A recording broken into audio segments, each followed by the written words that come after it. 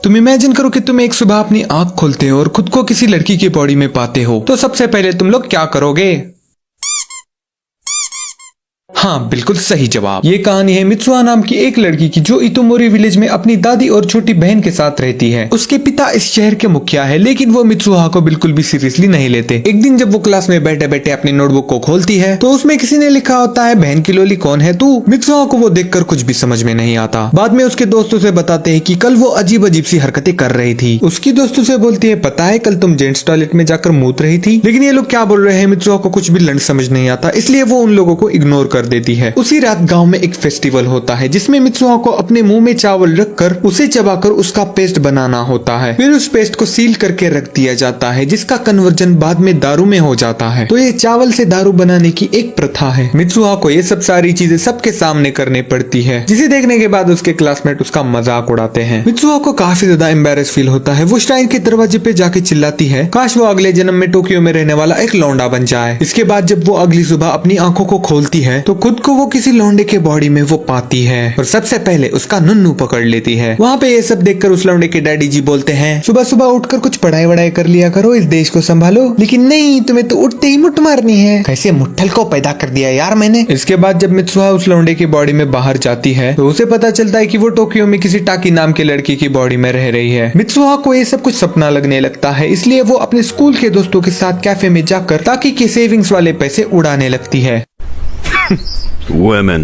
तभी उसके फोन का रिमाइंडर बजता है जिसमें उसे अपने काम पर भी जाना होता है। काम पर जाने के बाद वहाँ पे मित्सुहा के थोड़े से लोड़े भी लग जाते हैं, लेकिन वहाँ पे एक सेक्सी गर्ल आकर मित्सुहा की मदद भी कर देती है, जिसके बाद मित्सुहा भी उस सेक्सी गर्ल की स्कर्ट निकालकर उसकी मदद करती है। बाद में जब मित्सुहा थक हार कर घर आ जाती है तब उसे ताकी के मोबाइल में सेक्सी गर्ल की फोटो दिखाई देती है, जिसके बाद मित्सुहा को यह अंदाजा हो जाता है कि ताकी का लंड उस सेक्सी गर्ल को देखकर खड़ा हो जाता है और अपने इस लंबे दिन के बारे में वो फोन की डायरी में सब कुछ लिखने लगती है। अगले दिन जब ताकी वापस से अपनी बॉडी में आता है तो उसे पता चलता है कि वो कल बहुत ही ज्यादा अजीब तरीके से बर्ताव कर रहा था, जैसे कि लेडीज टॉयलेट में जाकर वो मूत रहा था। फिर ताकी और मित्सुहा उन दोनों को भी समझ में आता है कि वो दोनों सपना नहीं देख रहे थे, वो दोनों सच में किसी और की बॉडी में किसी और की लाइफ जी रहे थे और ये बॉडी स्विचिंग वाली चीज आगे चलती ही जाती है। हफ्ते में 2-3 बार वो लोग एक दूसरे के साथ बॉडी स्विच कर रहे होते हैं, जिसका कारण उन्हें बिल्कुल भी पता नहीं होता। उन्हें बस इतना ही पता होता है कि जब भी वो सुबह सुबह उठते हैं एक दूसरे के बॉडीज में वो स्विच कर जाते हैं। वो दोनों एक दूसरे के साथ नोटबुक और फोन के अंदर के नोट से कांटेक्ट करने लगते हैं और बॉडी स्विच करने के बाद उन्होंने जो जो किया उसकी इंफॉर्मेशन वो उसमें लिख देते हैं ताकि दूसरे इंसान की लाइफ के लोड़े न लग जाए। ताकि जो है वो मित्सुहा को स्कूल की कूल गर्ल बना देता है, जिसके बबलों का दीवाना पूरा स्कूल बन जाता है। और दूसरी तरफ मित्सुहा ताकि और सेक्सी गर्ल की ओयो वाली डेट फिक्स कर देती है। इधर मित्सुहा के घर के अंदर का जो टीवी होता है उस पर न्यूज चल रही होती है कि बहुत ही जल्दी पृथ्वी के पास से एक मीटियोर गुजरने वाला है, जिसका नजारा काफी ज्यादा सुंदर होने वाला है। इधर अपना टाकी अपने डेट पे चला जाता है, लेकिन हमारी सेक्सी गर्ल नोटिस करती है कि टाकी कुछ बदला बदला सा है। सेक्सी गर्ल उसे बोलती है, कहीं ज्यादा कल तुमने मुठ तो नहीं मार ली थी, तुम थोड़े से डिप्रेस दिख रहे हो। अपनी डेट खत्म होने के बाद टाकी मित्सुहा को फोन लगाने की कोशिश करता है, लेकिन उसका फोन लगता ही नहीं। बहुत ज्यादा दिन गुजर जाते हैं, लेकिन वो एक दूसरे के साथ किसी कारण बॉडी स्विच नहीं करते। तो इस वजह से ताकि मित्सुहा को ढूंढने के लिए निकल पड़ता है। वो उसके गाँव का एक स्केच बनाता है और जगह जगह पे उसे ढूंढने लगता है, लेकिन उसके हाथ कुछ भी नहीं लगता। वो खाना खाने के लिए एक होटल में रुकता है, तभी वहाँ के अंकल बोलते हैं, ये तो इतोमोरी विलेज है ना, कसम से वहाँ की लड़कियां बड़ी मस्त मस्त होती हैं। ताकि उन अंकल से जानकारी लेकर उस लोकेशन पर पहुंच जाता है, लेकिन वहाँ पे उस स्कूल बिल्डिंग के अलावा कुछ झाट नजर नहीं आता, क्योंकि 3 साल पहले मीटियोर का एक टुकड़ा उस गांव के ऊपर गिर गया था और वहाँ पे मौजूद सारे लोगों की मौत हो गई थी। इवन मित्सुहा की भी मौत हो चुकी है। ताकि को कुछ भी समझ में नहीं आता कि ये सब हो क्या रहा है। अभी तो वो कुछ हफ्ते पहले मित्सुहा के साथ बॉडी स्विच किया था।